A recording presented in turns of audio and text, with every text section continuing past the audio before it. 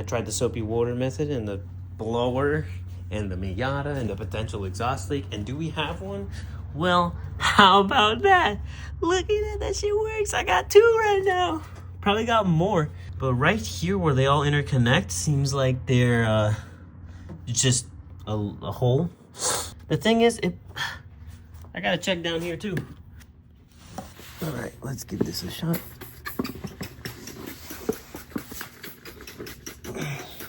All right, you ready? Prendelo? Yep.